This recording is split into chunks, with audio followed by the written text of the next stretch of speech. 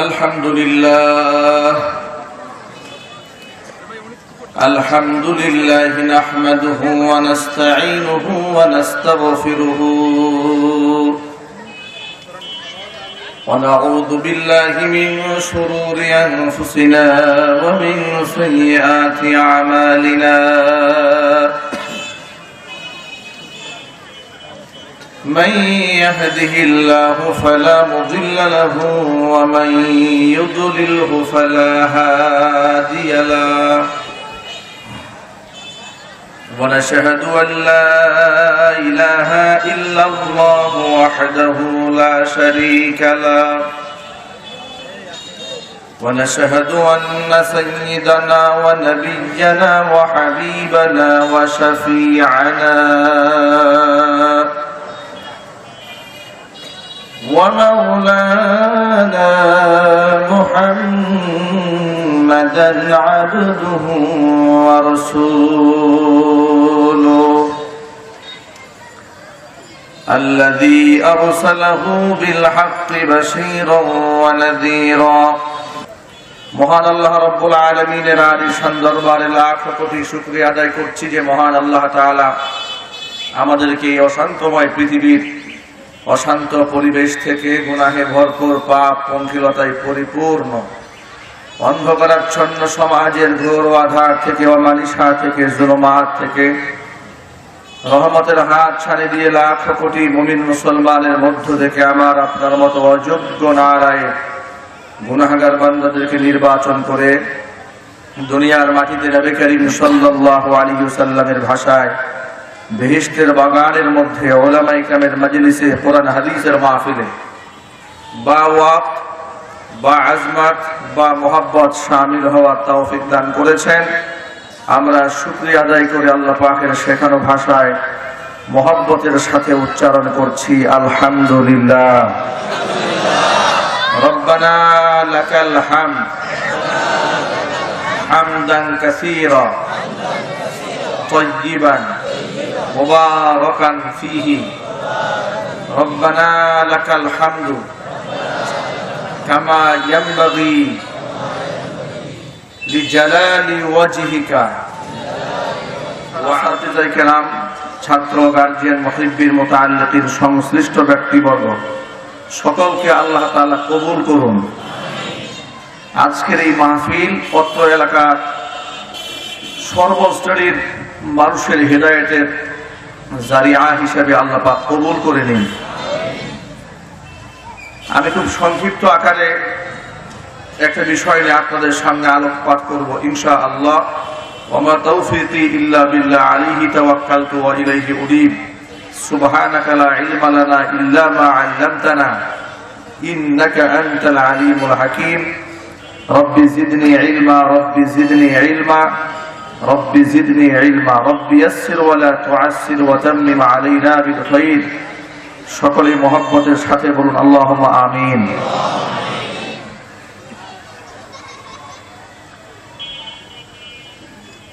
আমার আজকের আলোচনার যে বিষয়টি আমি মনে মনে নির্ধারণ করেছি সেটা হচ্ছে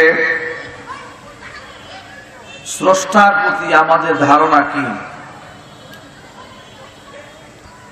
আল্লাহর প্রতি আমাদের ধারণা, খালিকের প্রতি মাখলুকের ধারণা, আবিদের যদি মাবুদের প্রতি ধারণা পরিষ্কার না থাকে তাহলে স্রষ্টার সাথে সুসম্পর্ক তৈরি করা, খালিকের সাথে মাবুদের সাথে আবেদের সুসম্পর্ক তৈরি করা কঠিন হয়ে দাঁড়ায় যদি স্রষ্টার পরিচয়টা মানুষের সামনে পরিষ্কার না থাকে।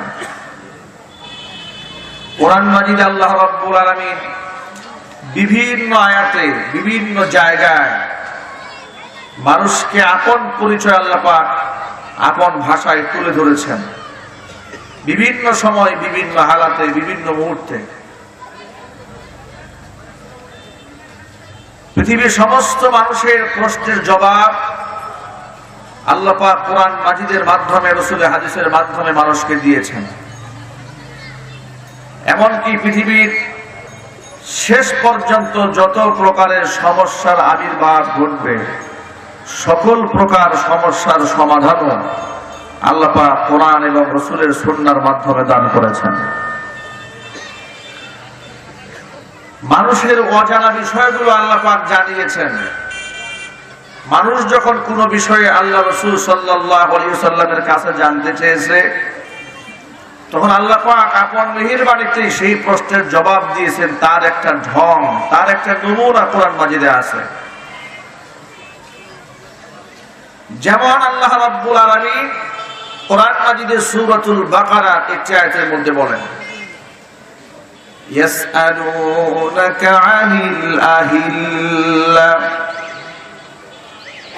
কুল হিয়া মাওয়াকিতু লিন-নাসি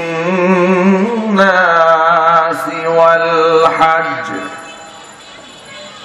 হে নবীজি, ইয়াসআলুনাকা, লোকেরা আপনার কাছে জানতে চায়, প্রশ্ন করে আপনাকে, আনিল আহিল্লা, নতুন চাঁদের ব্যাপারে আপনাকে প্রশ্ন করে। এই চাঁদটা প্রত্যেক মাসে শুরুতে আল্লাহ পাক উঠান, এর কারণটা কি ফায়দা এই চাঁদের, এটা লোকেরা আপনার কাছে জানতে চায়।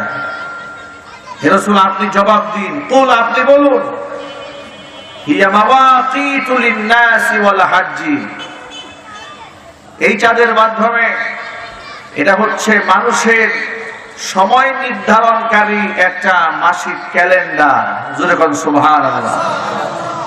ওয়াল হজ্জি, এবং হজের সময় নির্ধারণকারী একটা পঞ্জিকা। এই চাঁদকে আল্লাহ পাক বানিয়ে দিয়েছেন। দেখেন, কথাটা খেয়াল করতে হবে। এখানে আল্লাহ জবাব দিচ্ছেন, মাঝখানে মিডিয়া রাসূলকে রেখে বলছেন আপনি বলে দিন এই প্রশ্নের জবাব এই।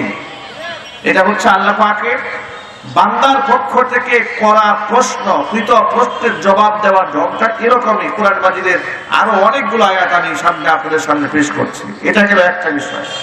হে নবীজি, আপনি বলুন, তার মধ্যে রয়েছে বড় ধরনের গুনাহ, ওয়া মানাফিউ লিন-নাস, তবে মজ্জার মধ্যে মানুষের বৈষয়িক কিছু ফায়দাও আছে, সেটা খুবই সামান্য। ওয়া ইসমুহুমা আকবারু মিন নাফইহিমা, তবে উপকারের তুলনায় এই মজ্জার গুনাহটা বড় মারাত্মক বড়। এখানেও এই প্রশ্নের একই ঢঙে আল্লাহ পাক জবাব দিলেন। আল্লাহ বলছেন, ইয়াসআলুনাকা, লোকরা আপনাকে জিজ্ঞেস করে, কুল, আপনি এটা বলে দেন। এটা হচ্ছে মানুষের করা প্রশ্নের জবাব। আল্লাহর বলার ঢংটা কোরআন শরীফে এরকম। আরেকটা আয়াত লক্ষ্য করুন, আল্লাহ রাব্বুল আলামিন আরেকটা আয়াতের মধ্যে বলেন, ইয়াসআলুনাকা মাযা ইউনফিকুন কুল মা أنفقتم من خير فللوالدين والأقربين واليتامى والمساكين وابن السبيل وما تفعلوا من خير فإن الله به عليم। অনবিজি লোকেরা জানতে চায় তারা কি খরচ করে, তারা আপনার কাছে জানতে চায়। দিয়ে জানেন, কুল, আপনি বলুন। কে বলছেন এই কথা? যেটা বলুন, কাকে বলছেন? নবীকে বলছেন, কুল, আপনি বলুন, আপনি বলে দিন, আপনি বলুন, মা আনফাকতুম মিন খায়র, তোমরা যা কিছুই কল্যাণকর ভালো কিছু খরচ করো না কেন, সেই খরচের খাত এখানে আল্লাহ পাক 5টা বলে দিয়েছেন। 5টা খাতের মধ্যে 1 নাম্বার হচ্ছে ফালিল ওয়ালিদাইনি, পিতা মাতার পেছনে ব্যয় করো, ওয়াল আকরাবিন, নিকটাত্মীয় তাদের পেছনে ব্যয় করো, ওয়াল ইয়াতামা ওয়াল মাসাকিন, ইতিমদের পেছনে ব্যয় করো, মিসকিনদের পেছনে ব্যয় করো। 5ম নম্বর আল্লাহ পাক বলেন ওয়াবনিস সাবিল, যারা পথিক মুসাফির তাদের পেছনে ব্যয় করো, তাদের জন্য ব্যয় করো।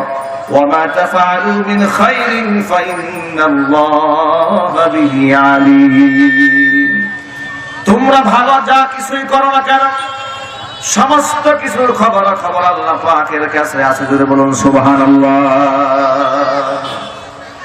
এই আয়াতে আল্লাহ পাক একই ঢঙে মানুষের চাহিদা পূরণ করে দিলেন। আরেকটা আয়াত লক্ষ্য করেন, আল্লাহ রাব্বুল আলামিন সূরাতুল বাকারার ভিতরে আরেকটা আয়াতের মধ্যে বলছেন, ইয়াসআলুনাকা আনিশ শাহরিল হারাম কিতালিন ফীহি কুল কিতালুন ফীহি কাবীর। নবীজি, লোকেরা আপনাকে নিষিদ্ধ মাসে জিহাদ করা, লড়াই করার ব্যাপারে জানতে চেয়েছে। আপনি বলে দেন, এই নিষিদ্ধ মাসের মধ্যে লড়াই করা এটা কবিরা গুনাহ, এটা করা যাবে না, হারাম।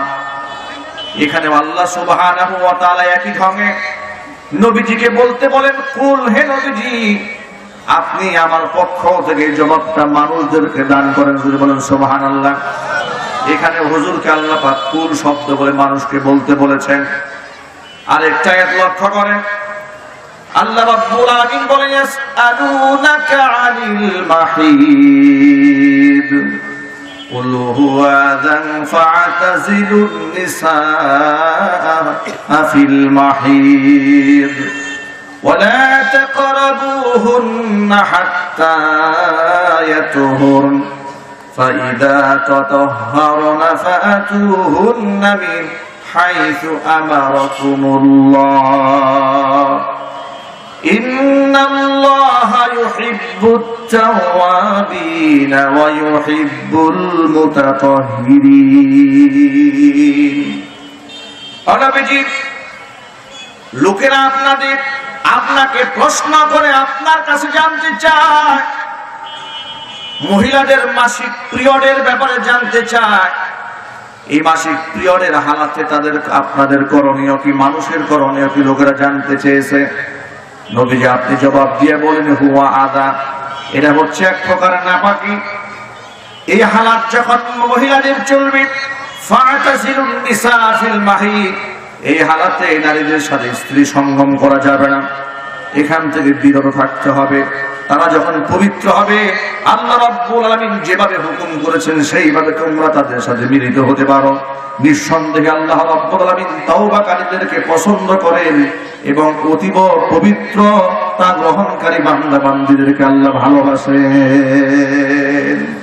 ভাইরা আমার, এই 5 আয়াতের মধ্যে একটা বিষয় আমি আপনাদের সামনে বুঝাবার জন্য এতগুলো আয়াত বললাম।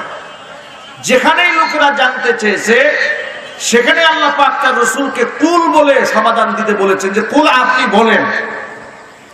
এভাবে এটাই ছিল আল্লাহ পাকের কোরআন নাজিলের মধ্যে মানুষের কৃত প্রশ্নের জবাব দেওয়ার ঢংটা আল্লাহ পাকের এরকমই। অর্থাৎ মানুষ আপনাকে বলবে, আপনি তার জবাব দিয়ে দিবেন। এটা হচ্ছে আল্লাহ সুবহানাহু ওয়া তাআলার নিজাম। কিন্তু কোরআন মাজিদের একটা আয়াতের ব্যাপারে একটা বিষয় আল্লাহ সুবহানাহু ওয়া তাআলা এই নিজামের খেলাফ ভিন্ন রকম ভাবে বান্দার প্রশ্নের জবাব দিয়ে বলেছেন, ওয়া ইযা সাআলাকা ইবাদি আন্নী ফাইন্নী করিব। ও নবীজি, আমার বান্দারা যদি আমি আল্লাহর ব্যাপারে জানতে চায়, যদি আমার ব্যাপারে আমার বান্দা জানতে চায়, এখানে আল্লাহ সুবহানাহু ওয়া তাআলা নবীকে কুল বলেন না। যদি আপনি বলে দেন, কুল শব্দ না বলে আল্লাহ নিজের পক্ষ থেকে বলে দিচ্ছেন, ফাইন্নী করিব, আমি বান্দার খুবই কাছাকাছি। মুফাসসিরিনে কেরামরা তাফসীর করতে গিয়ে লিখেছেন, সব জায়গায় কুল বলে রাসূলকে মাঝখানে মিডিয়া রেখে মানুষের সমাধান দিয়ে দিয়েছেন, কিন্তু এই জায়গায় আল্লাহ পাক কুল বললেন না। এর দ্বারা কুল না বলার পিছনে হিকমত হলো, উদ্দেশ্য হলো, আমার বান্দা যখন আমার সম্পর্কে জানতে চেয়েছে, বান্দার কতটা কাছাকাছি আমি আল্লাহ, সেই প্রশ্নের জবাব নবীজি আপনি দিবেন না, আমি আল্লাহ নিজেই আমার জবাব দিয়ে দিলাম, আমি বান্দার খুব কাছাকাছি আছি। আল্লাহু আকবার বলেন। এখানে মূল বিষয়টা হচ্ছে, এখানে আল্লাহ পাক কুল বলেন নাই, কুল আপনি বলে দেন যে আমি বান্দার কাছাকাছি আছি। এই কুল শব্দটা এখানে আল্লাহ ব্যবহার করেন না। সব জায়গার মধ্যে কুল আছে, যে আপনি বলেন, আপনি বলেন। এতিম সম্পর্কে জানতে চেয়েছে, আপনি বলে দেন। কি খরচ করবে জানতে চেয়েছে, আপনি বলে দেন। হজ, এই চাঁদ সম্পর্কে জানতে চেয়েছে, আপনি বলে দেন। হারাম মাসের যুদ্ধ বিগ্রহ সম্পর্কে জানতে চেয়েছে, আপনি বলে দেন। সব ব্যাপারে আপনি বলে দেন, কিন্তু বান্দা যখন আমার ব্যাপারে জানতে চেয়েছে তখন আপনি বলবেন না, তখন জবাব আমি দিচ্ছি। আমি আল্লাহ বান্দার খুবই কাছাকাছি আছি। এটা বান্দার সাথে আল্লাহ পাকের নিবিড় সম্পর্কের কথা আল্লাহ পাক এখানে বুঝালেন। এখন সেই কাছাকাছিটা কতটুকুন কাছাকাছি, এটা আল্লাহ পাক আবার সূরা কাফের মধ্যে ভিন্নভাবে বলেছেন। আল্লাহ পাক বলেন, বান্দারে আমি তোর কতটা কাছাকাছি আছি, তুই তো ভাবিস আমি অনেক দূরে। মানুষ এটাই মনে করে যে আল্লাহ তো অনেক দূরে আমার থেকে, আল্লাহ তো আমার হালাত সম্পর্কে অবগত নন। এই জন্য আমার দয়াল বাবার কাছে আগে যাইতে হবে, তার কাছে যাওয়ার পরে তাকে মিডিয়া বানাইতে হবে, ভায়া বানাতে হবে, সিঁড়ি বানাতে হবে। ওই সিঁড়ি দিয়ে আস্তে আস্তে আস্তে আস্তে আমাকে রবের কাছে পৌঁছাইতে হবে। তা না হলে সরাসরি আল্লাহ আমার ডাক শুনবে না। এটা মানুষের মধ্যে শিরকি আকীদা বর্তমান জমানার অসংখ্য মুসলমানদের কলিজার মধ্যে আছে।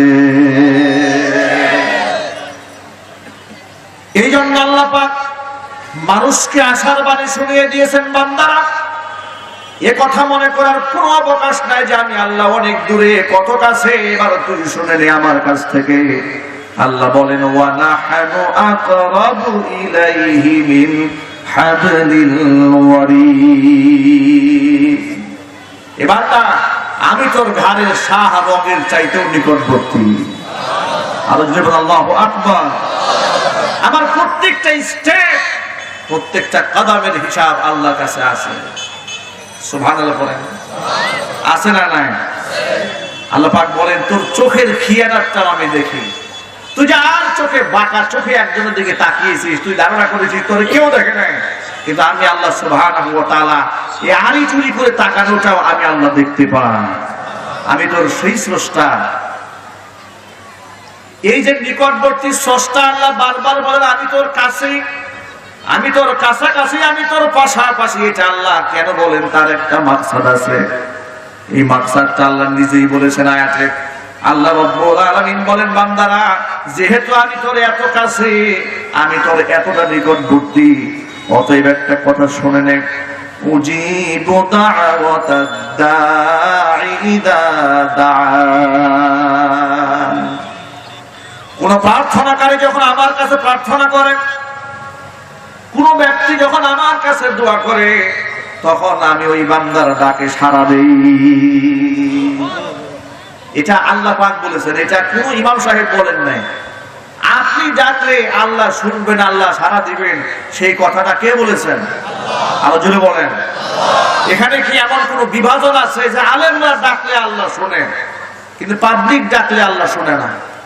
এমন বিভাজন আছে? আরো জোরে বলেন। পীর সাহেব ডাকলে শুনে কিন্তু মুরিদ ডাকলে শোনে না, এমন কোন বিভাজন আছে না? এমন কোন বিভাজন নাই। কিন্তু আমাদের দেশের কিছু মুশরিক বক্তা আছে, মাজার পূজারী, মানুষদেরকে মাজারের ফজিলত বলে কিন্তু আল্লাহ রাসূলের ফজিলত বলে না। কবরের কাছে গিয়ে লাফালাফি করলে কত ফায়দা হবে, বাবার কলিজা ঠান্ডা হবে সেই কথা বলে, কিন্তু যেই কাজ করলে নবীজির কলিজা ঠান্ডা হয়ে যাবে সেই কথা বলে না। তার একটা প্রমাণ আমি আপনাদের সামনে দেই। ভণ্ড এক মাজার পূজারী বক্তা আবু সুফিয়ান আল কাদিরি নামক এক বক্তা আছে, চাঁদপুরের দিকে বাড়ি, চিটাগংয়ের দিকে বেশি বয়ান করে। বয়ানের মধ্যে একটা কিচ্ছা মানুষদেরকে শোনাচ্ছে। আজকে তার নামটা বললাম এই জন্য, যেহেতু অনলাইনে ভিডিওটা আছে, লক্ষ লক্ষ কোটি কোটি মানুষ বয়ানটা দেখেছে। বয়ানের মধ্যে মানুষদেরকে একটা কাহিনী শোনাচ্ছে, জুনাইদ বাগদাদী রাহমাতুল্লাহি আলাইহির কাহিনী। সেখানে বলছি, জুনাইদ বাগদাদী রাহমাতুল্লাহি আলাইহি তিনি একবার নদী পার হয়ে যাবেন নৌকা ছাড়া নদী পার হয়ে যাবেন, এবং তার মুরিদ তার পিছনে বায়না ধরল, হুজুর আপনি নদী ছাড়া নৌকা ছাড়া নদী পার হয়ে যাবেন, মেহেরবানি করে আপনি আমারও সাথে নিয়ে যান, আমিও যেন নৌকা ছাড়া আপনার পেছনে পেছনে নদীটা পার হয়ে যেতে পারি। তখন এটা ওদের কাহিনী, ওদের বলা কাহিনী আপনাদেরকে বোঝাচ্ছি কেন আজকে এই কথাটা বলা আমি জরুরি মনে করলাম। দেখেন কাহিনীকে কিভাবে সাজিয়েছে। তখন জুনাইদ বাগদাদি রাহমাতুল্লাহি আলাইহি তিনি নাকি তার মুরিদকে বলেছেন যে বেটা শোন, আমি যখন নদী পার হয়ে যাব আল্লাহ আল্লাহ বলে পার হব, আর তুই যখন পার হবি তুই আল্লাহ আল্লাহ বলবি না, তুই বলবি ইয়া জুনাইদু ইয়া জুনাইদু। এই ভিডিও রেকর্ডটা আমার অনলাইনে অসংখ্য কোটি কোটি মানুষ এটা দেখেছে, এবং এটা নিয়ে স্পেসিফিক আমি আরেকটা জায়গায় আমি আলাদা বয়ানও করেছি। বুঝাবার চেষ্টা করছি যে ওরা মানুষকে কি মেসেজ দেয়, যে সে বলবে আল্লাহ আল্লাহ আল্লাহ আল্লাহ বললে আল্লাহ ওকে পার করে নিয়ে যাবে, আর মুরিদ সে আল্লাহ আল্লাহ বলবে না, সে বলবে ইয়া জুনাইদু ইয়া জুনাইদু। বুঝায় দেওয়া হলো যে আমি এতটা উপরের তবকায় চলে গেছি, আমি আল্লাহকে ডাকলে আল্লাহ আমার ডাক শুনবেন, আল্লাহ আমাকে বিনা নৌকায় নদী পার করে দিবেন, কিন্তু তুই তো এত বড় মাকামে এত দরজাতে পৌঁছাতে পারিস নাই, তুই আল্লাহ আল্লাহ বললে তোর রক্ষা নাই, তোর রক্ষা হবে আমাকে ডাকলে আমি তোরে রক্ষা করব। চিৎকার দিয়া বলেন নাউজুবিল্লাহ। সর্বশেষ নদী পার হচ্ছে কাহিনী, নদী পার হচ্ছে জুনাইদ বাগদাদি রাহমাতুল্লাহি আলাইহি তিনি নাকি আল্লাহ আল্লাহ বলছেন আর নৌকা ছাড়া নদী পার হয়ে যাচ্ছেন, আর পেছনে পেছনে মুরিদ ইয়া জুনাইদু বলে সেও পার হয়ে যাচ্ছে। মাঝ পথে আসার পরে মুরিদের মনে চিন্তা জাগলো, আমার পীরে যদি আল্লাহ আল্লাহ বলে পার হয়ে যায়, আমি কেন আল্লাহ বলে পার হতে পারবো না? সেও আল্লাহ আল্লাহ বলা শুরু করলো, কিন্তু নসিব কত খারাপ, আল্লাহ বলে আর পানির নিচে ডুবে। এক পর্যায়ে ডুবতে ডুবতে পীর সাহেব কিছুক্ষণ পরে দেখে মুরিদ আর দেখা যায় না, তাকায় দেখে মুরিদ তো এই পর্যন্ত ডুবে গেছে পানিতে। কি বেটা তোর এই অবস্থা হলো কেন? হুজুর আমি তো আপনার কথা লঙ্ঘন করেছি, আপনি তো বলেছিলেন ইয়া জুনাইদু বলছে, তা আমি তো ইয়া জুনাইদু না বলে ইয়া আল্লাহ আল্লাহ বলছি, আল্লাহ আল্লাহ বলাতে আমি পানিতে ডুবে গেছি। পীর সাহেব নাকি বলছে বেটা তোর শয়তানে ধরছে, তোকে না বললাম তুই জুনাইদু বলবি। বন্ধুগণ, এই যে কাহিনী ওরা বানিয়েছে, এই মেসেজটা বলে জাতির সামনে তারা কি বোঝাতে চায়? তারা বোঝাতে চায় যে মুসলমানদের ধর্ম হচ্ছে হিন্দু ধর্মের ঠাকুরদের মতো, ওরা সরাসরি দেবদেবীকে ডাকার অধিকার রাখে না। ওদের যে ঠাকুর আছে তারে তেল মাইরা ঘি দিতে দিয়া এরপরে পরোটা বিরিয়ানি তেহারি খাওয়াইলে উনি যদি একটু সুপারিশ করে তাহলে শুনবে। আমার আল্লাহ কি এরকম? আরো জোরে বলতে হবে এরকম। আল্লাহ সুবহানাহু ওয়া তাআলা বলেন বান্দা ফাইন্নী করিব, আমি তো তোর খুবই কাছাকাছি আছি। আল্লাহু আকবার জোরে বলেন। অন্তরের মধ্যে শিরিক থাকলে দূর করে ফেলেন। কোন প্রকারের শিরিক অন্তরে স্থান দিবেন না, বেদাত স্থান দিবেন না। তার কারণ হলো নামাজ পড়েন, রোজা রাখেন, হজ করেন, যাকাত দেন, সব ঠিকঠাক আছে, কিন্তু মনের মধ্যে বিশ্বাস যদি থাকে যে এত ঠাকুর এত দেব দেবী কিছু যদি নাই থাকে, পাওয়ার যদি নাই থাকে, তাহলে কি মানুষকে এত পূজা দেয়? বাংলাদেশের এক বড় মাপের নেতা, আমি নাম বলতে চাই না, তিনি এক পূজা মণ্ডপের পরে প্রেস ব্রিফিং করে বলছে কারো ধর্মের সমালোচনা করতে নাই, কারণ বিচার তো পরকালে হবে, কার মধ্যে কি আছে সেটা বলা যায় না। কোন মুসলমান যদি বলে কার মধ্যে কি আছে বলা যায় না, তার ঈমান আছে? আরো জোরে বলুন। আহা, কার মধ্যে কি আছে সেটা বলা যায় না, এটা এক বিখ্যাত দেশের দায়িত্বশীল ব্যক্তি বলেছেন। আমি তার নাম বলতে চাই, শুধু বুঝাবার জন্য বলি। এই যে মেসেজ তারা দেয়, এই মেসেজে কান দিবেন না। মনে রাখতে হবে আল্লাহ সুবহানাহু ওয়া তাআলা এক এবং একক, তাকে বাদ দিয়ে মানুষ যত চিল্লাপাল্লা করে, যাকেই ডাকুক না কেন, এগুলা সব হচ্ছে মরিচিকা, এগুলো সব অবাস্তব, এগুলো সব ধুলার সাথে মিশে যাবে, এগুলোর কোনো ফায়দা হবে না। ঠিক কিনা? অন্তরের মধ্যে তাওহীদ ঢুকিয়ে দেন, আমার বক্তব্যের মূল মেসেজ হচ্ছে স্রষ্টা আল্লাহ আমার দূরে না কাছে? আরো যদি বলেন কতটা কাছে? আমি যদি একটা শব্দ বলি, পৃথিবীর কেউ শুনুক আর না শুনুক, আমার মরিবেশে এই ডাক শুনতে পান। চৌরাস্তা থেকে ময়মনসিংহ যাওয়ার পথে একটা মাজার আছে, ফসি পাগলার মাজার আছে না? পুরা বাড়ি ফসি পাগলার মাজার। ড্রাইভাররা গাড়ি দাঁড় করায় ওই জায়গায় টাকা দেয়। আমি এক ড্রাইভারকে জিজ্ঞেস করছি, আচ্ছা আপনার যে গাড়ি ব্রেক দিয়ে এখানে টাকা দেন, কারণটা কি? বলে হুজুর রাস্তাঘাটে চলি, ড্রাইভার মানুষ, রাস্তাঘাটে চলি, এই জন্য শুনেছি মানুষের মুখে এই জায়গায় টাকা না দিলে নাকি চাক্কা উল্টে যায়, এই জন্য টাকা দিয়ে চাক্কা ঠিক রাখি। ভাবতে পারেন মানুষের ইমান আকীদা কোথায় গিয়ে দাঁড়িয়েছে, কত বাজে আকীদা মানুষের। গত সপ্তাহে কিশোরগঞ্জের পাকুন্দিয়াতে আপনারা পত্রিকায় দেখেছেন, অনলাইনে দেখেছেন, এক কবিরাজ বোতলের মধ্যে ফু দিবে, পানি পড়া দিবে। সেই পানি পড়া নেওয়ার জন্য লক্ষ লক্ষ নারী পুরুষ এগুলা সব বোতল নিয়ে, সাদা বোতল, নীল বোতল, লাল বোতল, বোতল যা আছে বাড়িতে সব পানি ভর্তি করে ময়দানে আসছে। এই পরিমাণ লোক এসেছে যে এর কোন হিসাব নাই, লা আদাদা, এর কোন সংখ্যা গোনাই সম্ভব ছিল না। এখন এই লোকটা বিপাকে পড়ে গেল যে এত মানুষকে ফু দিব কেমনে? তখন সিদ্ধান্ত নিল বোতলে ফু দিবে না, ফু দিবে মাইকে। কিসে ফু দিবে?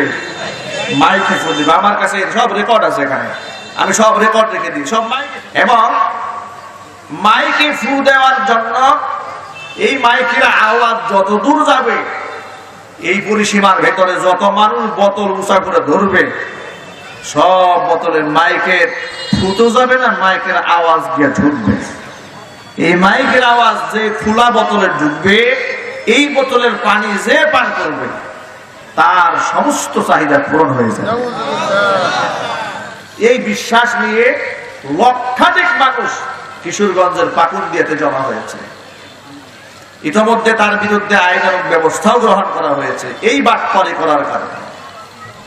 ভাই আমার, আমি আফসোস করে পরের দিন একটা মাহফিলে বলেছিলাম, যতটুকুন বিশ্বাস নিয়ে লক্ষ লক্ষ নারী পুরুষ ময়দানে এসে এই পানির বোতল নিয়ে এক বেনামাজির ফু নেওয়ার জন্য দাঁড়ায় আছে, এর আধা বিশ্বাসটাও যদি স্রষ্টার উপর থাকতো, এর পানিও লাগতো না, বোতল লাগতো না, হৃদয়ের সমস্ত চাহিদা আল্লাহ পূরণ করে দিতেন।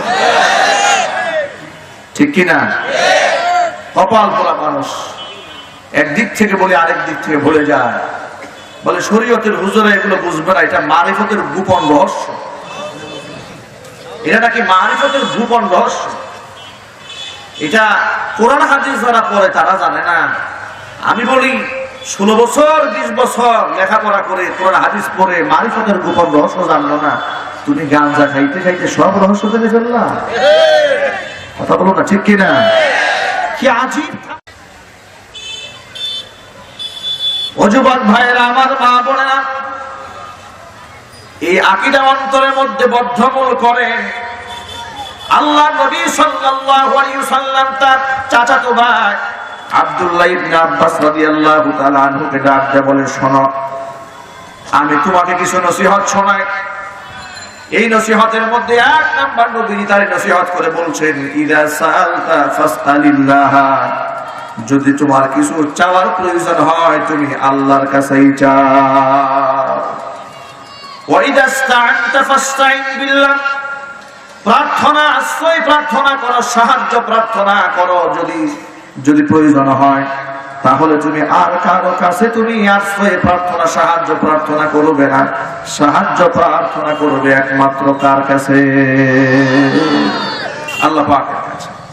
হুজুর বলেন, তামাম পৃথিবীর সমস্ত মানুষ মিলেও যদি তোমার ক্ষতি করতে চায়, আর আল্লাহ সুবহানাহু ওয়া তাআলা যদি তোমার কল্যাণ করতে চায়, গোটা দুনিয়ার সব মানুষ মিলেও তোমার ক্ষতি সাধন করতে পারবে না। আর আল্লাহ পাক যদি তোমার অকল্যাণ চান, গোটা জগতের সমস্ত মানুষ মিলেও তোমার কল্যাণ সাধন করতে পারবে না। এটা হচ্ছে আকীদা। এটা কি যদি বলে, এটা আল্লাহর উপরে এই বিশ্বাসটা থাকতে হবে। এই বিশ্বাস কার উপর থাকতে হবে? আল্লাহ পাকের উপর।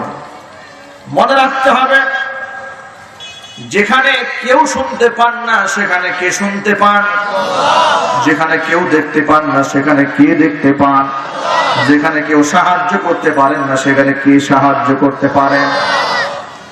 আত-তারগীব ওয়াত তারহীব কিতাবে ইখলাস অধ্যায়ের প্রথম হাদিস, আল্লাহর নবী সাল্লাল্লাহু আলাইহি ওয়াসাল্লাম বলেন, ইনতালাকা সালাসাতু নাফারিন মিম্মান কানা ক্বাবলাকুম হাত্তা আওয়াহুমুল মাবিতু ইলা দারিন। আল্লাহর নবী সাল্লাল্লাহু আলাইহি ওয়াসাল্লাম লম্বা একটা কাহিনী সাহাবায়ে কেরামদেরকে শোনালেন। ও সাহাবীরা শোনো, তোমরা পৃথিবীতে আগমন করার পূর্বে তিনজন ব্যক্তি দূর সফরে ঘর থেকে বের হয়েছিল। চলার পথে চলতে চলতে সন্ধ্যা যখন ঘনায় এলো, হঠাৎ করে আকাশ মানে তাকায় দেখে বিদ্যুৎ চমকাছে, মেঘ দেখা দিয়েছে আকাশে, ঝড়ের পূর্বাভাস লক্ষ্য করা যাচ্ছে। তারা চিন্তা ভাবনা করলাম, রাতের বেলায় সফর করা নিরাপদ হবে না, কোনো মতে রাতটা যদি পাহাড়ের গুহার মধ্যে কাটিয়ে দিতে পারতাম তাহলে সকালবেলা নিরাপদে এখান থেকে বের হয়ে যেতাম।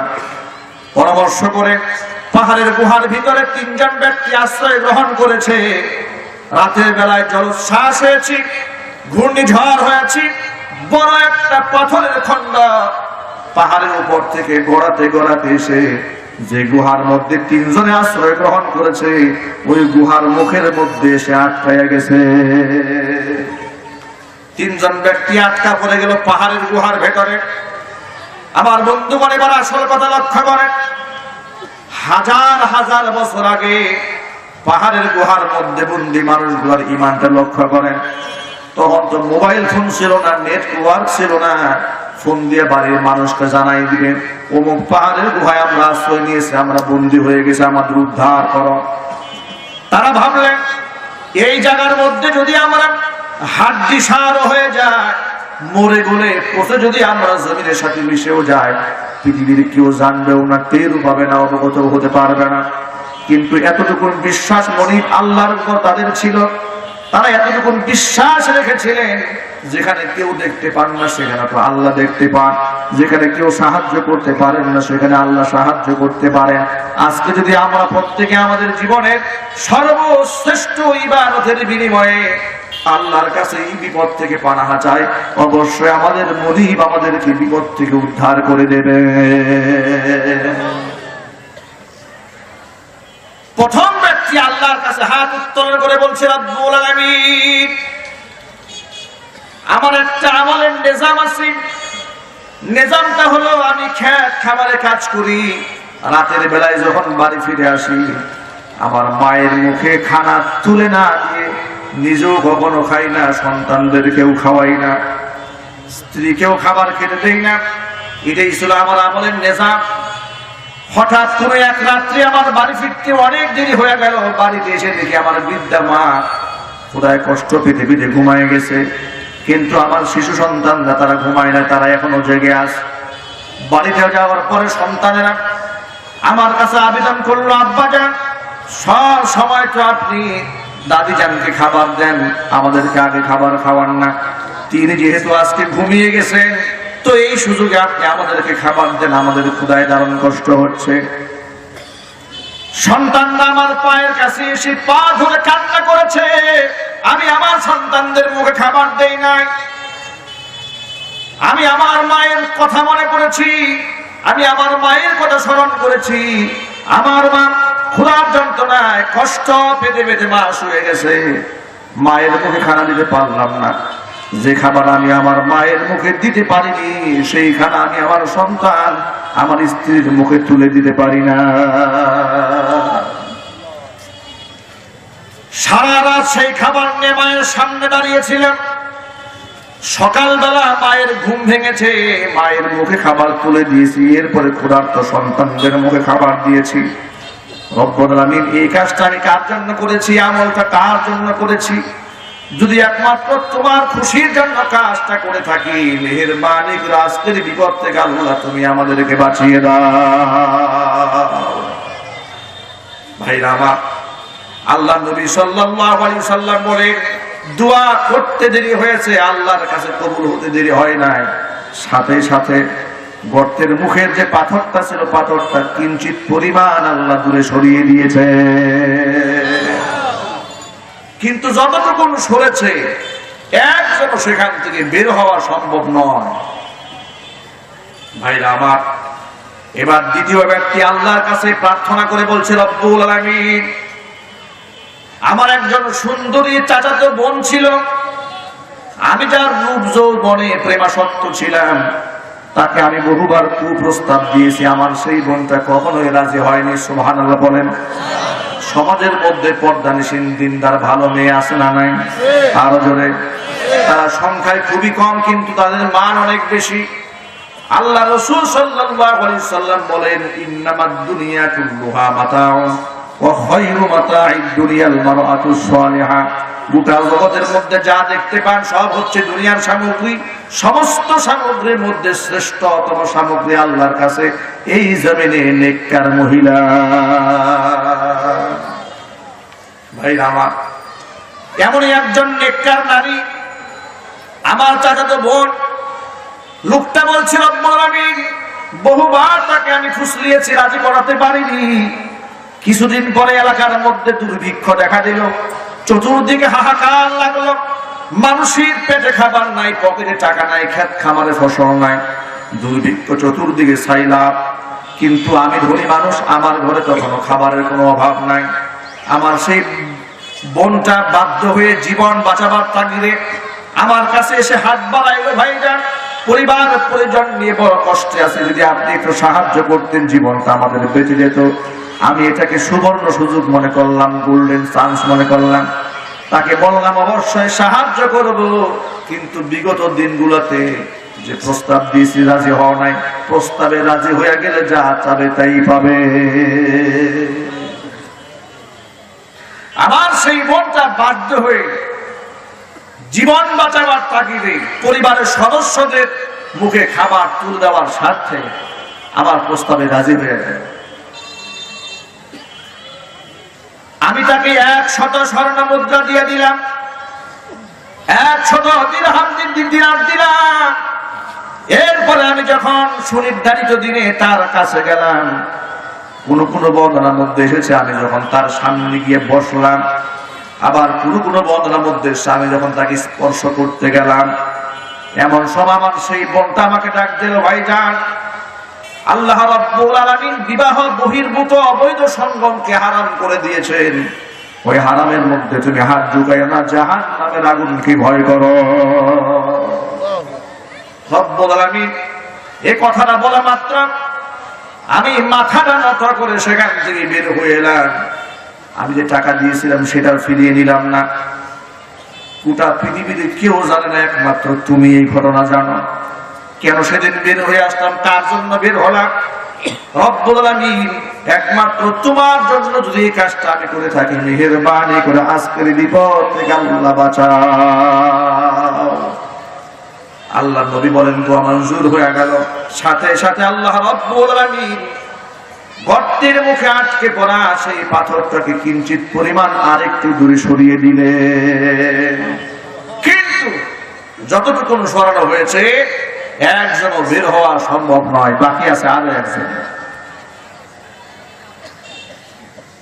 তৃতীয় ব্যক্তি আল্লাহর কাছে হাত উত্তোলন করে বলছে, রব্বুল আলামিন, আমার বাড়িতে বহু লোক কাজ করেছে, ক্ষেত খামারে দিন মজুরেরা কাজ করেছে, তাদেরকে পারিশ্রমিক দিয়ে বিদায় করে দিয়েছি। কিন্তু একবার এমন এক ঘটনা ঘটলো, বেশ কিছু মানুষ আমার বাড়িতে কাজ করলো, সবাইকে পারিশ্রমিক দিয়ে বিদায় করে দিলাম। কিন্তু একজন ব্যক্তি আমার কাছে পারিশ্রমিক না নিয়েই চলে গেল। গরিবের টাকা, দিন মজুরের টাকা, এটা নিয়ে আমি পেরেশান হয়ে গেলাম। সুবহানাল্লাহ। ভাইরা আমার, ভেবেছেন একটু, দিন মজুর কাজ করেছে, পারিশ্রমিক নেয় নাই, সেই টাকা নিয়ে বান্দা পেরেশান হয়ে গেছে। গরিবের টাকা, মানুষের হক যদি নষ্ট করি, কিয়ামতের মাঠে কি জবাব দেব আল্লাহ পাকের কাছে? ইমানদারের এই চেতনা আজকালকের ইমানদারের এই চেতনা আছে? যদি বলেন না আপনারা, আজকালকার ইমানদারের এই চেতনা আছে না? ইমানদারের এই চেতনা নাই। কিভাবে অন্যের জমি দখল করে অন্যের পেটে লাথি মেরে মালামাল হওয়া যায়, এই স্বপ্ন বিভোর হয়ে আছে মুসলমান মুমিন, ঠিক কিনা? আল্লাহ পাক হিদায়াত দান করুন, আল্লাহুম্মা আমিন।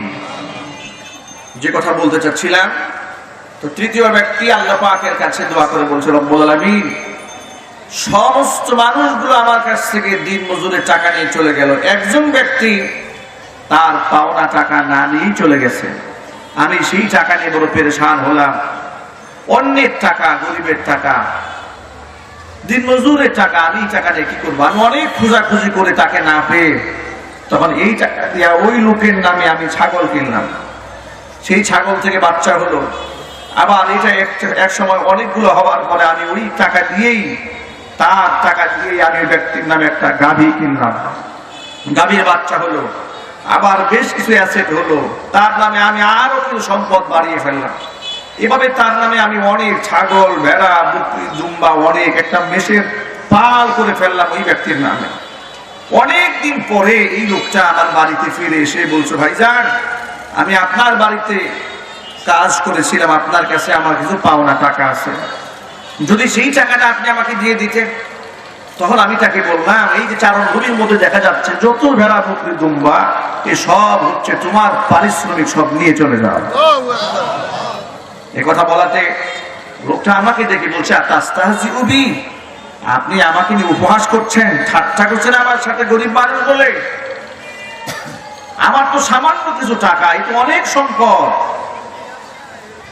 লোকটা বলে, রব্বুল আলামিন, আমি তখন তাকে বললাম, তোমার সেই সামান্য টাকাগুলাকে আমি আজকে জড়ো করে করে অসামান্য বানিয়ে দিয়েছি। এই টাকার মধ্যে আমার কোনো হক নাই, সম্পদের মধ্যে আমার কোনো হক নাই, সব তোমার নিয়ে যাও। লোকটা সব নিয়ে বাড়ি চলে গেল। রব্বুল আলামিন, এই যে আমি ওই ব্যক্তির জন্য এই কাজটা করেছি, এটা কার খুশির জন্য করেছি, আমি কার জন্য করেছি? যদি একমাত্র তোমাকে খুশি করার জন্য কাজটা আমি করে থাকি, মেহেরবানি করে আজকের বিপদ থেকে আল্লাহ তুমি আমাদেরকে বাঁচিয়ে দাও। বিশ্বনবী বলেন, দোয়া মঞ্জুর হয়ে গেল। তৃতীয় ব্যক্তির দোয়া করা মাত্র আল্লাহ রাব্বুল আলামিন গর্তের মুখ থেকে বিরাট আকারে সেই পাথরটা সম্পূর্ণ সরাই দিয়া তিনজনের জন্য বের হওয়ার রাস্তা আল্লাহ উন্মুক্ত করে দিলে। ভাইরা আমার, আমি এই কিচ্ছা থেকে, কাহিনী থেকে কি ঘটনা বোঝাতে চাইলাম আপনাদেরকে? বুঝাতে চাইলাম, যেখানে কেউ সাহায্য করতে পারেন না সেখানে কে সাহায্য করতে পারেন? যেখানে কেউ দেখতে পান না সেখানে কে দেখতে পান? যেখানে কেউ শুনতে পান না সেখানে কে শুনতে পান? তাহলে এবার আমার প্রশ্নের জবাব দিয়ে বলেন, আল্লাহ কি দূরে না কাছে? আরো জোরে, কতটা কাছাকাছি?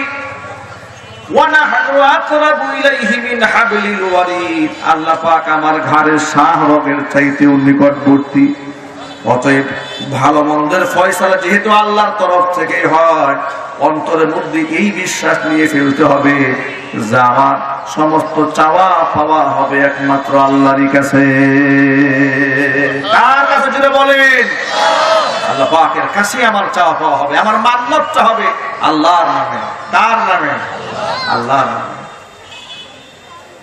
এই যে শীতের দিন শুরু হয়েছে, দেশের বিভিন্ন অঞ্চলে উরসের বেলা শুরু হয়ে যাবে, দেখবেন ঢাক ঢোল বাজাতে বাজাতে, হারমোনিয়াম আর ঢোল তবলা বাজাতে বাজাতে পীরের বাড়িতে, বাবার বাড়িতে মানুষের দৌড় শুরু হয়ে যাবে, ঠিক কিনা? গাজীপুর থেকে বাস ভরে ভরে, ট্রাক ভরে ভরে চট্টগ্রামের উদ্দেশ্যে, ফরিদপুরের উদ্দেশ্যে, সিলেটের উদ্দেশ্যে মানুষ যায় কিনা জোরে বলেন? যায় কিনা? আবার লেখা থাকে বিশ্ব উরস শরীফ। কি উরস শরীফ? এটা বিশ্ব উরস, এটা ছোটখাটো উরস না। আমি গত 15-20 দিন আগে হবে চান্দিনা, কুমিল্লার চান্দিনা, আমার মাহফিল আছে কুমিল্লার লাকসামের দিকে যাচ্ছি। কুমিল্লার চান্দিনাতে হাইওয়ে মেইন রোডের উপরে বড় একটা সাইনবোর্ড, সেখানে লেখা আছে বিশ্ব পাগলের মেলা। এটা অনেক বড় করে হাইলাইট করা, বিশ্ব পাগলের মেলা। এরপর নিচে ছোট ছোট করে লেখা আছে, আমি দাঁড়ায় দেখলাম যেখানে কি লেখা আছে। এখানে লেখা আছে নবীর সমস্ত পাগলা আশিকদের মেলা। এরপরে এলাকার ব্যক্তির কাছে তথ্য দিলাম যে ভাই, এই যে পাগলা আশিকের মেলা, এই মেলার কিছু কারগুজারি আমাদেরকে একটু শোনান তো, এই মেলায় কি কি হয়। বলে হুজুর সেই কথা আর বলবেন না, এই মেলার মধ্যে যে 1 নম্বরের ভণ্ড, সে হেলিকপ্টার দিয়ে গাঞ্জার বস্তা নিয়ে আসে। কারণ তো পাগলের মেলা। ওই সেখানে বসে বসে নারী পুরুষ সমানে গাঁজা টানতেছে, কলকি নিয়ে প্রকাশ্যে গাঁজা খাচ্ছে, হচ্ছে পাগলের মেলা। এরা নাকি রাসূলের আশিক। আর চিল্লাই কথা নাউজুবিল্লাহ। এরা রাসূলের আশিক। এরা যদি রাসূলের আশিক হয় তাহলে রাসূলের দুশমন কারা? এরা যদি ইসলামের মধ্যে শান্তি কায়েম করে তাহলে ইসলামের মধ্যে অশান্তির শকুন কারা? কথা বলেন ঠিক কিনা? এই সমস্ত পাগলের দলেরা ইসলাম ধর্মটাকে বিকৃত করে ফেলে দিয়েছে। আবার যখন আপনি এদেরকে বোঝাতে যাবেন তখন তারা এমন ডোজ এদের মুরিদদেরকে খাইয়ে দিয়েছে, এরা বলবে শরীয়তের হুজুরদের সাথে তর্ক করবা না, তোমরা মারিফতের জগতে এত উপরে চলে গেছো, এই হুজুররা তোমাদের লাখ খুঁজে পায় না, তোমরা অনেক উপরে বসবাস করতেছো, তোমরা আরশে বসে বসে বিড়ি টানতেছ। এরা কি আরশের খবর রাখে? এরা তো মসজিদে নামাজ পড়তে যায়, এরা এত কিছু বুঝে না, সব আমরা বুঝি, আমরা দয়াল বাবারা বুঝি। নাউজুবিল্লাহি মিন যালিক। এভাবে বলে বলে এরা মানুষদেরকে গুমরা বানায়া দেয়। 30 পারা কোরআন, এই 33,000 কালাম হচ্ছে জাহিরি, 60,000 বাতিনি। এই বাতিনির খবর তো শরীয়তের হুজুরদের কাছে নাই, এসব বাবাদের কাছে আছে। আমি আপনাদের সকলের কাছে বিনয়ের সাথে জিজ্ঞেস করছি, জানতে চাচ্ছি, আপনারা বলুন তো 30 পারা কোরআন বাদ দিয়ে কি আরো কিছু আছে? আরো জোরে। যদি কেউ বলে এই 30 পারা কোরআন কমপ্লিট না, আরো কিছু আয়াত আছে, এগুলা গোপন আছে, এগুলা শরীয়তের হুজুররা জানে না, এটা বিশ্বাস করলে কি তার ঈমান থাকবে? আর চিল্লায় বলে, কারণ রাসূল পাক সাল্লাল্লাহু আলাইহি সাল্লামকে আল্লাহ বলেছেন, হে রাসূল বাল্লিগ মা উনজিলা ইলাইকা মির রাব্বি, আপনার রব আমি আল্লাহর পক্ষ থেকে যা অবতীর্ণ হয় এটা আপনি পৌঁছে দেন। ওয়া ইল্লাম তাফআল, যদি আপনি এই কাজটা না করেন, ফামা বাল্লাগতা রিসালাতাহু, তাহলে তো আপনার রিসালাতটাই পূর্ণই হলো না, আপনি দায়িত্বই পূর্ণ করলেন না। আপনারা বলুন তো আমার নবীর দায়িত্ব পূর্ণ হয়েছে না হয়নি? এতে কোনো সন্দেহ আছে? এখন কেউ যদি বলে নবীজি কিছু গোপন রেখেছে, তাহলে এই আয়াতকে অস্বীকার করা হয়, ঠিক কিনা? যদি বলে কিছু গোপন রেখেছে নবী, তাহলে এই আয়াতকে অস্বীকার করে। আরেকটা কথা হচ্ছে, গোপনে যদি থেকে থাকে তাহলে আলেমরা জানলো না, গাঞ্জা করে জানলো কেমনে? গোপন তো জানার কথা না। গোপন হচ্ছে গোপন ভেদ, তাত্ত্বিক বিষয়। তো তাত্ত্বিক বিষয় গাঞ্জা করে জানলো কেন? এসব হচ্ছে ধোঁকাবাজি, সব হচ্ছে প্রতারণা। এগুলা বলে বলে মানুষদেরকে জাহান্নামের দিকে নিয়ে যাচ্ছে। কথা বলুন ঠিক কিনা? এই জন্য আমি আর কথা লম্বা করতে চাই না। আমি আমার গোটা আলোচনার মূল মেসেজ এটাই দিতে চাই, আমার স্রষ্টা আমার দূরে না কাছে? আরো জোরে বলুন। এই জন্য আমি সবকিছু বলবো কার কাছে? আল্লাহ পাক যেন আমাদেরকে আমল করার তৌফিক দান করেন। আল্লাহ পাক যেন শিরিক মুক্ত, বেদাত মুক্ত আমল করার তৌফিক আমাদেরকে নসিব করেন। সকলে বলুন আল্লাহুম্মা আমিন। ওয়া আখিরু দাওয়ানা আনিল হামদুলিল্লাহি রাব্বিল আলামিন। আসসালামু আলাইকুম ওয়া রাহমাতুল্লাহি ওয়া বারাকাতুহু।